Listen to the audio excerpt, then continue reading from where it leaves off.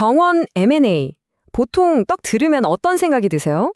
아마도 더 큰 병원을 만들려고 몸집을 불리는 거 이런 걸 떠올리실 텐데요.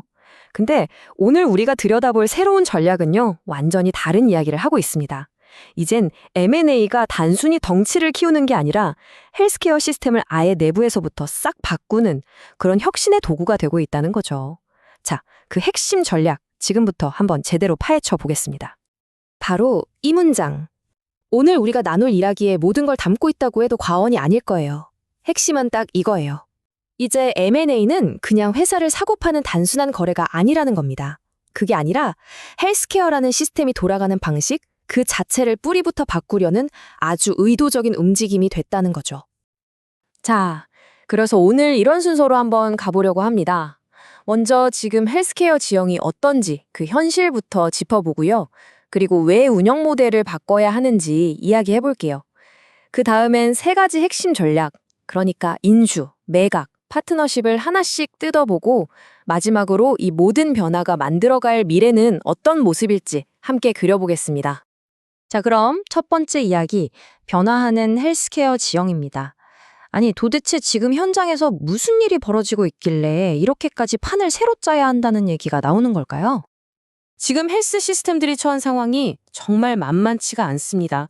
사방에서 압박이 들어오고 있거든요. 수익은 점점 줄어들고 일할 사람은 늘 부족하죠.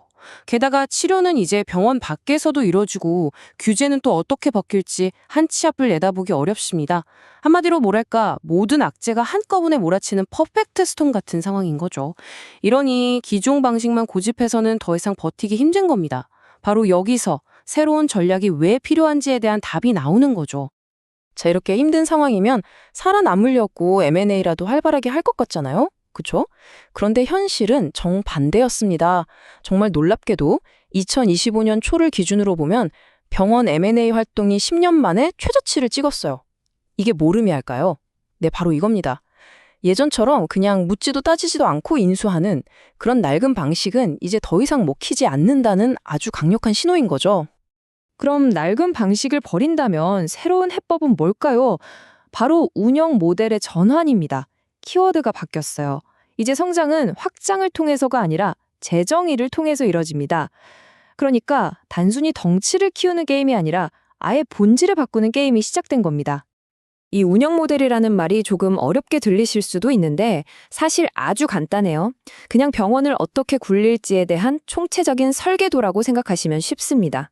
환자를 어떻게 돌볼지, 어떤 기술을 쓸지, 돈은 어떻게 관리하고, 인력은 어떻게 운영할지 이 모든 게 다 담겨 있는 거죠. 그리고 새로운 M&A 전략의 궁극적인 목표는요. 바로 이 낡아빠진 설계도를 과감히 버리고 완전히 새로운 설계도를 그리는 겁니다.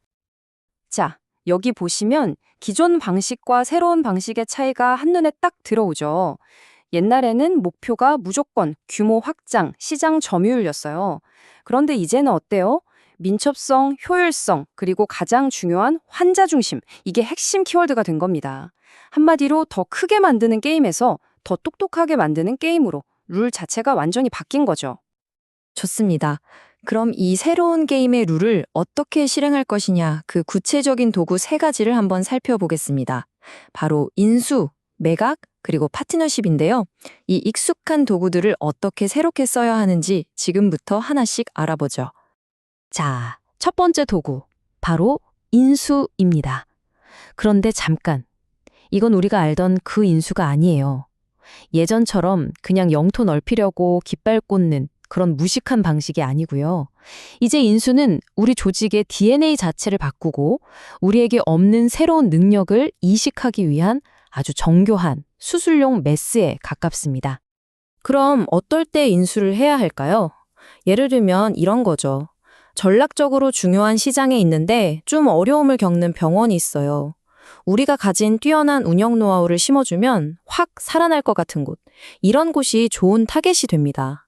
아니면 우리한테는 없는데 저쪽은 가진, 예를 들어 정신건강 케어나 재택의료 같은 아주 특별한 서비스가 있는 곳도 좋은 인수 대상이죠. 물론 가치 기반 케어처럼 규모의 경제가 꼭 필요한 분야에서는 힘을 키우기 위한 인수도 여전히 괜찮은 전략이고요. 성공적인 인수를 하려면 리더들이 꼭 해야 할 일이 있습니다. 첫째, 이 인수가 우리 조직의 운영 설계도를 어떻게 바꿀지 득과 실을 정말 철저하게 따져봐야 합니다.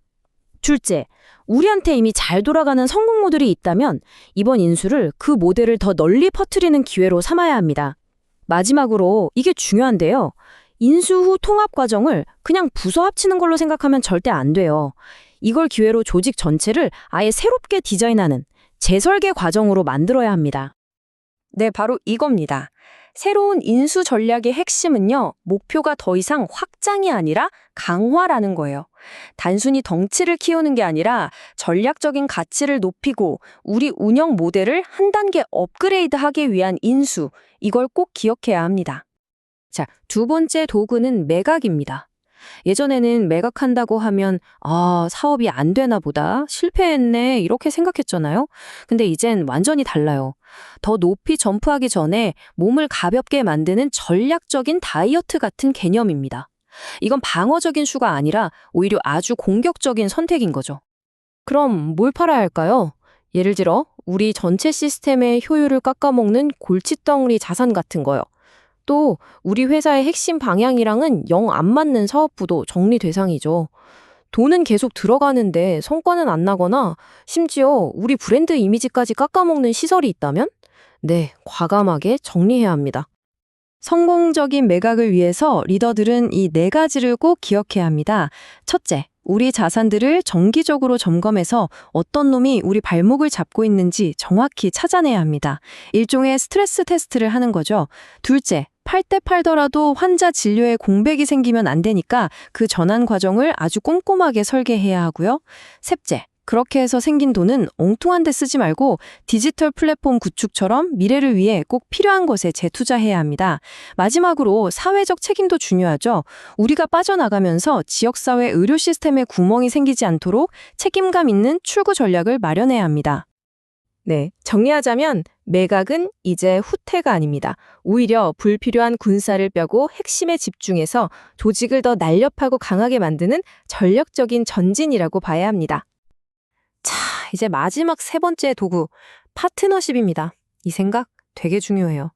내가 모든 걸 다 가질 필요는 없다. 대신에 최고의 파트너와 손을 잡으면 되는 거죠. 파트너십이야말로 혁신의 속도를 높이는 가장 유연하면서도 강력한 방법이거든요. 파트너십은 정말 쓸 수 있는 곳이 무궁무진합니다. 예를 들어 규제 때문에 직접 들어가긴 힘든 시장에 파트너를 통해 진출할 수도 있고요. 우리가 가진 좋은 기술이나 운영 노하우를 다른 병원에 제공해 줄 수도 있죠. 아니면 아예 기술 스타트업이랑 손잡고 새로운 의료 모델을 함께 개발할 수도 있고, 우리 병원에 부족한 전문 인력을 옆 병원과 공유할 수도 있습니다. 핵심은 꼭 소유하지 않더라도 얼마든지 가치를 만들어낼 수 있다는 겁니다. 물론 성공적인 파트너십이 그냥 만들어지는 건 아닙니다. 우선 우리에게 뭐가 부족한지를 정확히 알고 그걸 채워줄 수 있는 딱 맞는 파트너십을 찾아야겠죠. 그리고 누가 뭘 책임질지 역할 분담도 처음부터 명확히 해야 합니다. 공동의 목표, 즉 KPI를 정하고 데이터를 원활하게 공유하는 건 기본이고요. 마지막으로 진짜 중요한 게 있는데요. 서로의 문화를 이해하려는 노력입니다. 특히 병원과 기술회사는 쓰는 언어부터 생각하는 방식까지 정말 다르거든요. 이 간격을 줄이는 게 성공의 관건입니다. 결국 파트너십의 본질은 그냥 자원 좀 나눠 쓰는 수준이 아니라는 겁니다. 혼자서는 절대 못할 혁신을 함께 만들어내고 서로에게서 배우면서 운영 능력을 한 단계 끌어올리는 것, 바로 이게 파트너십의 진짜 가치죠. 네, 인수, 매각, 파트너십. 이렇게 세 가지 핵심 도구를 모두 살펴봤습니다. 그럼 이 도구들을 잘 활용해서 우리가 궁극적으로 만들어야 할 미래의 헬스 시스템은 과연 어떤 모습일까요? 마지막으로 그 큰 그림을 한번 그려보겠습니다. 이 모든 전략들이 가리키는 단 하나의 방향. 진정한 목표는 바로 이런 모습입니다.